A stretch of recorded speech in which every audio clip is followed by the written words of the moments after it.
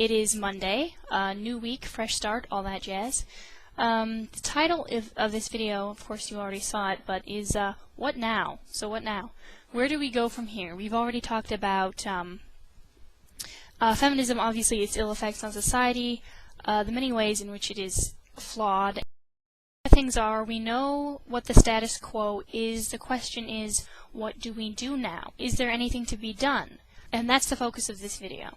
The Man Who Fell to Earth. I really don't want to stay on this topic any longer than necessary, but I got a lot of comments and personal messages from some of you saying, you shouldn't respond to this guy, he's a troll, he's wrong, he's just trying to provoke a response out of you. And I do understand that. First of all, I wanted to forgive the guy, and I wanted him to know that that's the way I felt about it. I wanted to use him to prove some of my points. Namely, the fact that feminists are not pro-women. Feminists are the real misogynists in a strange, twisted sort of way, if you want to look at it that way. He kind of proved this in his video. So I don't necessarily intend to make responses to irrational people a habit, but if I see an opportunity, I'm bound to take it, and this is one of them. So, thanks a bunch for your responses as well. And to anyone else out there who may find my views on feminism nauseating or terrifying, to you I say this. You can't handle the truth! A few things before I get started. I wanted to tell you all about the book, The Flip Side of Feminism. I don't know if you can see it there. But anyway, I just received this from my dad for my birthday. It's actually my birthday today. And he knew that I had really wanted the book, and I read excerpts from it, and it's just outstanding. It's by Suzanne Venker and Phyllis Schlafly, who is an amazing woman. It's amazing what she's put up with and the kind of example and role model she is for all women everywhere. But it's called The Flip Side of Feminism, What Conservative Women Know and Men Can't Say, meaning what men aren't allowed to say. I wanted to read two semi-random letters of feedback that I received, one in the positive and one in the negative. One is from a man who says, "Wow, as a man who grew up with two sisters and an extremely feminist mother who spent all the years after my father's death, he died when I was 7, telling me how much of a waste of space men were. It is a pleasure to see someone who talks so much sense. I live in Scotland, which is one of the more old-school countries in the world, but more and more we are seeing this. We're seeing a whole mess of men and women whose genders are being eroded in the name of God knows what. You put more sense into your words than I've seen in a long time. Thanks for the words of hope." And it's for men like this, as well as all women everywhere, that I speak out against feminism. I really have to look no further than my own father and my own brothers to feel a great deal of grievous injustice over the kind of world that they have to live in. And certainly the stories that I hear and male acquaintances of mine only prove the point. Next message is actually a channel comment from someone who calls himself Carl Smith00. Now I ended up blocking this fellow after noticing that he posted much of the same tripe on the walls of fellow female anti-feminists. But he says, "You don't even know what feminism is. Where is your solidarity?" Okay, beware, because when people start using the word solidarity, they're probably into the Marxist doctrine. He says, "Do you like voting?" Yes, I love voting, and I do it faithfully because I have the opportunity. But if we lived in a time when the man of the house cast the vote for the household, you wouldn't see me pitching a hissy fit. Do you like the fact that you have access to birth control? Haha, well, considering the fact that the first man I sleep with will be the man that I marry, no, I can't say that I have any use for birth control right now. Oh, how radical! It's unhealthy. It's wrong to suppress those desires. Maybe you just have no sex drive. When you finally do get married, you're going to be sexually retarded. No, I actually have reason to believe that it works the other way. And when you seek pleasure everywhere, you find it nowhere. He says, "What is wrong with you?" Well, there are many things wrong with me, but I don't think that my stance on feminism is one of them. You're one of those women who has to pretend to hate feminism in order to get guys to like you. I'm not going to go after that one again. Probably nothing but daddy issues. See, the funny thing is, there is no man on earth who I respect and admire more than my father, and to whom I am closer. He is the man, and I try never to let him forget it. To continue, move to Saudi Arabia and see if you like it. Hilarious thing again there, I have lived in the Middle East, buddy, and actually I found it really refreshing. You have no place online. Every idiot has a place online, so if they're going to put their opinions out there, I'm going to put mine out as well. Thank you. Practice what you preach, otherwise you're just a hypocrite. If anyone would like to point out to me any way in which I'm a hypocrite, I genuinely, sincerely want to hear it. In my last video, Backlash, in talking about the response of men to feminism, I forgot to mention one major thing that I'm seeing more and more of. And in fact, when I first joined YouTube, I saw a YouTube channel by a guy whose channel name was Wisdom Through Logic. And he was talking about his bad experiences with the Western woman, specifically American women. He finally came to the conclusion that the West has nothing to offer men as far as women, relationships, marriage. And he wanted to get married. I remember in one of his episodes, one of his videos, he held up a passport and said, guys, basically, this is your ticket to sanity, to a decent woman who will respect you. Turns out he did just that. He moved out of the country, married a foreigner, and now has, I think, a couple children, or at least one, and is very, very happy with his marriage. So I'm incredibly happy for him. I'm also incredibly sad that he had to resort to that. It's truly pitiful. It's a shame, but, you know, I can't blame him at all. I've actually gotten several messages from guys asking, do you think it would be a lack of morals for me to go outside the country, to marry a foreigner, and ditch the Western woman? And I say no, absolutely not. It's really too bad. You know, as an American woman, I think it's a shame that guys have to look outside this box, this feminist box. But if that's where we are, if that's reality, then there you go. I do hope, however, that women will start waking up to the lie that is feminism, and that you guys who also realize that the emperor is wearing no clothes will get the kind of woman that you deserve. So what now? I'm declaring a code blue if it has not already been said, and a code blue is a hospital code for a patient which requires immediate resuscitation, usually due to, let's say, a cardiac arrest. They're in dire straits, in a desperate situation, and that's where we are. That's where Western society is when it comes to feminism. It's time to take off the gloves. It's time to come out swinging.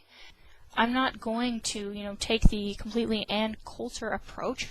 I don't believe in insults, and I don't believe in too many generalizations or demonizing and ostracizing the other side. I believe in, instead, convincing them, if it's at all possible. If not, then too bad.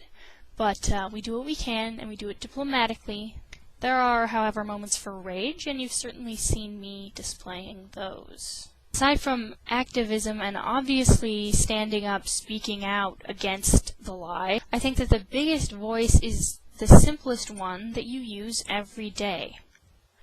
There's a saying that goes, preach the gospel always, use words when necessary. Obviously that's in relation to Christianity, the gospel. But I think it applies here as well. What you do, the way you live, the way you act, speaks a lot louder than what you say. For the women out there embracing your femininity, for the men out there embracing your masculinity, that speaks more in this androgynous, unisex world than all the debating ever could sometimes. To women I say the following. Examine yourselves. Watch your attitude. Start asking yourself a very important question, and that is, why? The next time you're tempted to male bash right along with your female friends, ask yourself why you're doing it. Ask yourself what you are accomplishing, aside from making yourself feel better, and not really that. Ask yourself, what are the results of this? Is this demeaning men really going to turn them into the kind of men that you respect and love to interact with, or is it just going to tear them down? Also, changing male behavior and thinking, unless you are a mom with sons, is not up to you. You are, however, influential as women. Men will react to the way you act. The way you think, the way you dress, they all affect men. Whether it's for the better or for the worse is up to you. Something as simple and supposedly unimportant as how you dress. This is just an example. Girls these days do not know how to dress femininely and attractively without being sexy. Not saying there's something inherently wrong with being sexy. Time and place, people. It's the difference between looking like a flower and looking like a sandwich, to quote my dad. My daughters are allowed to look pretty in public. They are not allowed to look sexy. That's what he said when I was growing up. He said, the difference is that one of them makes you just want to look, the other makes you want to take a bite. The man is profound and full of wisdom like this. Respect men who embrace masculine virtues. Appreciate them. Work with them instead of finding yourself embattled with them all the time. Men, I know you're in a difficult position, sometimes an impossible position. But I say, grab those leadership opportunities by the horns. Yeah, you're going to be going against the system, and it's a daily, sometimes hourly fight. But that is where we are. And it's not a fair fight. Injustice is the word of the day. You're going to lose a lot of these battles in the workplace, for example. That's no reason not to fight. I know it's easy for me to say, but the feminists need to know that you're out there and that you have not been silenced. You may not win the battle, but they need to know that you're still going to put up the fight. Trust me, it makes them think twice, whether they admit it or not. Also, I would exhort you to encourage women who stand against feminism, and don't give the time of day to those who don't. Both genders need to come to the realization that appreciation and respect for the opposite sex is something that has been completely lost, something that we need to bring back. And truly some of the biggest battles are the ones that you fight daily. You know, the situation where someone says something wrong, something anti-male, and you step up and you speak out against it. You may not win that argument. They need to know that not everyone is drinking the Kool-Aid. If the good people sit down and they don't say anything, everyone then assumes that the radical feminist tripe is the word of the day. That is how it is. That is reality, when it is not. As Abraham Lincoln said, to sin by silence when they should protest makes cowards of the best of men. And women for that matter. But the point of this is to encourage those of you who have been fighting the good fight to continue on, and those of you who have sat by in apathy to stand up and let your voice be counted. I can tell you right now that it's not going to make you popular, except among the right kinds of people. I've talked a significant amount in previous videos about the media's portrayal of males in general, especially men, grown men, and they always make, you know, women and children out to be the geniuses, and men out to be the idiots, the stumbling, bumbling buffoons, who would never survive if not for the witty input of their girlfriends, wives, children, what have you.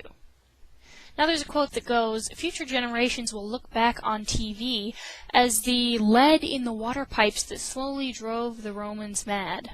Certainly nothing illustrates that better than the following commercial. I want to say it makes me angry, but really it makes me more sad than anything. That is awesome.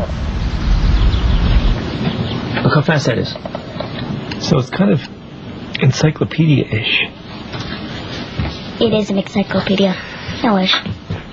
Tom, I thought you were going to watch the dog. Yes. She's working on a school project. I'm kind of helping her out. Tom, leave her alone. Tom! This TV commercial was actually pulled from the air by Verizon under pressure from his side, which is a men's rights organization led by activist Glenn Sachs. The campaign against the ad was endorsed by countless psychologists and family counselors, I think, because of the ad's denigration of fathers and men in general. Certainly, there are plenty of other commercials, practically every other commercial out there, like this one, that stay on the air, that people find funny, but the fact is this one did get pulled off the air due to the vigilance and the perseverance of activists and people who cared enough to do something about it. So please let that be an encouragement to you that there is progress, things do happen, one voice does count. Sometimes all it takes is one voice. So thank you again for watching and for being involved, for putting your popularity on the line, and I will see you next time.